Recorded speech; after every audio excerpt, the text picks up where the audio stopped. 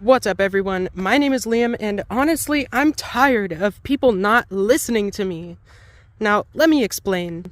This is my 2008 Mazda 3 hatchback, and it sounds rowdy, but its voice box definitely does not. This is what the horn sounds like. It's awful. It's not loud. It's very high-pitched.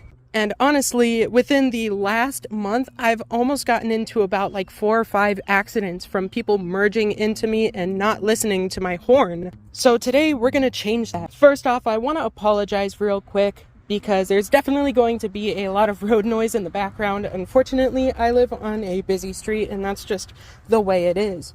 Now, with that being said, I've got a box right here, and inside of this box is a little bit of hardware and stuff like that, and these Hella Sharptones. These can be picked up for around $25 to $35 on Amazon. You can also get these Supertones, which is what I had on my last car. But honestly, my experience with Supertones is that they're kind of high-pitched. These are a little bit lower of a tone, so I figured I would pick these up instead for the new hatch. In the box, you get 2 horns. There's one, there's the other, there's a high and a low horn, and then you get a relay as well. This is more so used for any vehicle that is not wired up for a horn, so we don't need that for today. Now, the other stuff I have in this box is this wire loom right here. I've got some red and black wiring and some electrical tape. Just some small stuff because I am going to be making a custom harness for these horns, since, you know what, I've learned a lot from the wiring I did on my old car and I'm striving to do better with that kind of stuff. And another important thing to me is I want to try and utilize the OEM harness. So I got some connections that'll snap right in, or at least they should in theory, and then we'll make a harness off of that. So without further ado, let's get started. For this install, I'm going to be removing the front bumper. But to do that, I have to jack up both sides of the car because this car is lowered, and it gives me a lot more clearance to get all the clips and stuff out of the bumper so that I can remove it. When jacking up the front of a car, of course, make sure to have your e-brake set. But if you want a little bit extra safety as well, make sure to chalk off the rear tires. That'll for sure stop the car from rolling, but I know my e-brake works. It works very well.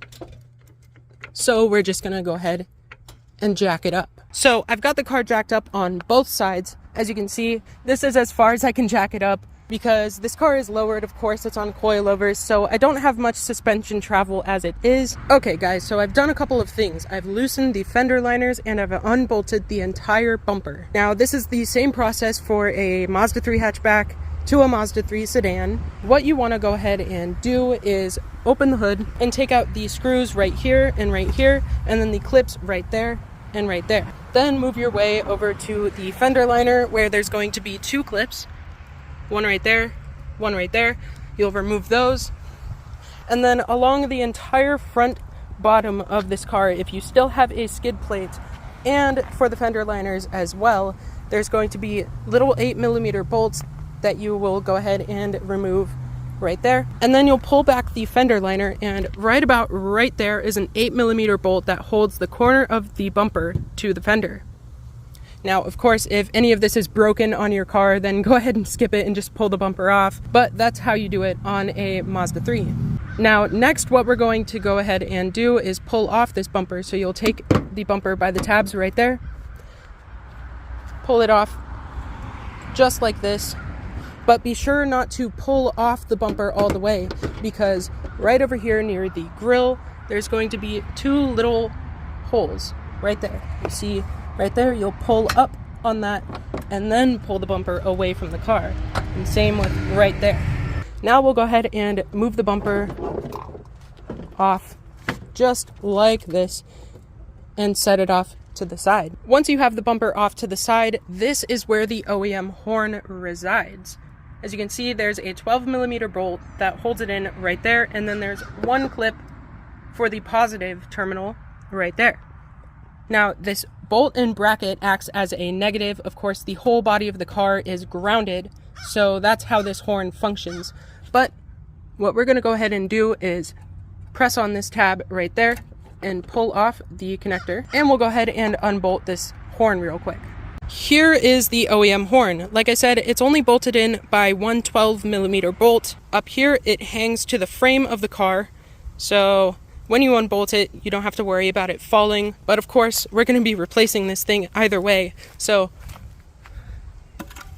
I don't really care. Alrighty, y'all. So I think I've just done something a lot better than what I initially thought I was going to do. The place that I mounted these is kind of ingenious. As you can see right here, there's a screw right there that goes to the middle of the headlight brackets. I took both of them out on each side and I mounted these horns to both of them. It's a sleek little location. You can't really see it. I think it's like perfect, so I'm pretty happy with that. Alrighty guys, so I finished up the wiring harness and it works flawlessly. So I'll show you what I've done real quick. Okay, so what I did for this car specifically is I made a positive wire going from the body harness to this horn, tapping off of that horn and going to that horn. And the same thing goes for the negative wire as well. Basically, the negative sits right there, which is grounded to the body of the car by this bracket right there. You can barely see it. As for the negative terminal, I used one of these and just ran the bolt straight through that. And then, like I said I would do, I made the positive wire go straight to the body harness. I used one of those connectors that can clip straight into the body harness, so I didn't have to cut this or anything like that. And then for the speaker connections, I used these right here. They just slide right onto the connections on the speakers. So yeah. Now, as for the other horns harness, I ran it straight through the crash bar right here, and it comes out this end right there, and then it goes straight to the speaker right there. Now, honestly, I could have been so much more jank with this setup, but I wanted to do it professional, and I wanted to be able to have the option to remove these horns if needed. Let's go ahead and test it out. I mean, I already know that they work, but just so you guys know what they sound like, they're so much more louder than the other horns, that's for sure. Alrighty, well, that's how they sound. I'm pretty happy with that. As soon as I stood in front of the car and I had someone hit the horn for me, I mean, it almost burst my eardrums. It's perfect. It's perfect. You guys might think that's a little excessive, but honestly, people don't listen when you're on the road. You need something that's kind of in their face. And I feel like horns are one of the most important safety devices in a car. So it's important that they work as intended. That's why I got these ones specifically. With that being said, now it's time to clean up our mess and put the bumper back on and we'll be done. Alrighty, y'all. Well, everything's put back together. The horn works flawlessly. The wiring went flawless. I'm super, super happy with the outcome of this mod. Now, if it isn't obvious, guys, please go ahead and grab yourself a set of Hella horns or some louder horns. I mean, it only costs $40 after the wiring and the horns to do this mod, and it's super easy and simple to do it yourself. So just do it. If your horn doesn't work or if it's weak, just do it. But with that being said, I hope you guys enjoyed the video. If you did, please smash the like button, and if you like seeing content like this, well, hit that subscribe button because I've got a lot more stuff I want to do to this car. I hope you guys have an amazing day, and I hope to catch you in the next one. Peace out.